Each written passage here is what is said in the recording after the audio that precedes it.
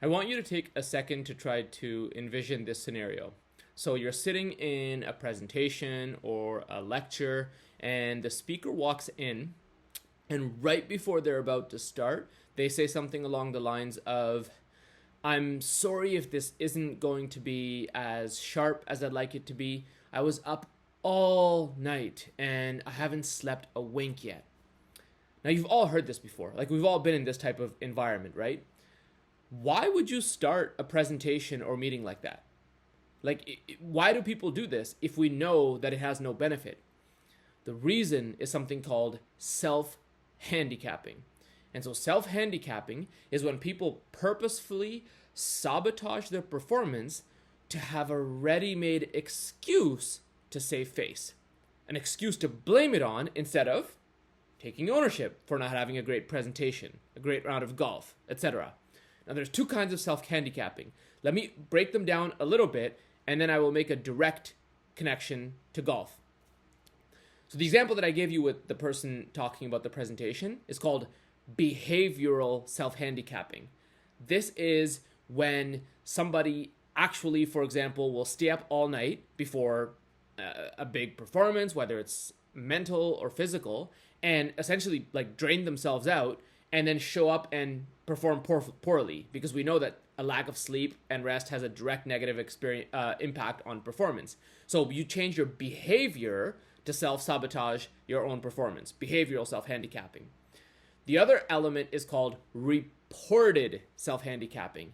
This is more saying something like, I really don't think this is going to go well, or I really don't have a good feeling, even if you don't, just so you can plant the seed of, if this does go poorly, this is why. It's because I wasn't feeling good, I didn't prepare. Now, let's go right to golf.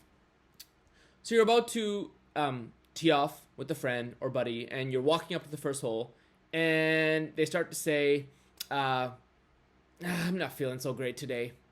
Or you're walking up to the 18th hole, and your partner's playing really well, and they say, I hate this hole. Man, it's all downhill now. It's like, think of the example that I started with. Why would you say that? Why do we say that before we tee off? Why do we say that as we're walking to the 18th hole? Most of us have never thought about why we say stuff like this or why other people say stuff like this. It's because of self-handicapping.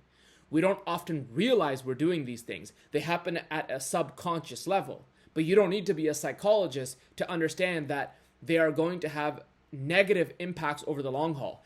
In the immediate, they might help you, right? Because you plant the seed, you create the ready-made excuse. So if you fail, you slice the shot, or you have a bad round, it's like, it's not because of my effort, my talent, my intelligence. It's because I didn't sleep all night.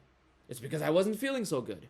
But over the long haul, if this becomes chronic, it's really going to cripple your performance. And I can't tell you how many people and athletes I've known that had all the ability. They were smart enough, they were talented enough, but they just didn't believe they were when they teed off, when they tipped off, when the competition started. So, self-handicapping. Beware. Now you know. Now you know. And so when you catch yourself walking to the tee or walking to the 18th hole, and you get that little urge to plant the seed, to plant the self-handicapping seed, don't do it, because it has repercussions. It has long-term impacts. And a lot of the videos I'm going to put here are meant to help you make course corrections, right? The first place to start is awareness. That's why this video is a good place to start, because without the awareness of why you're doing what you're doing, you can't correct anything. So hopefully this gives you something to think about, and I look forward to sharing more insights with you from the world of psychology and how they impact golf.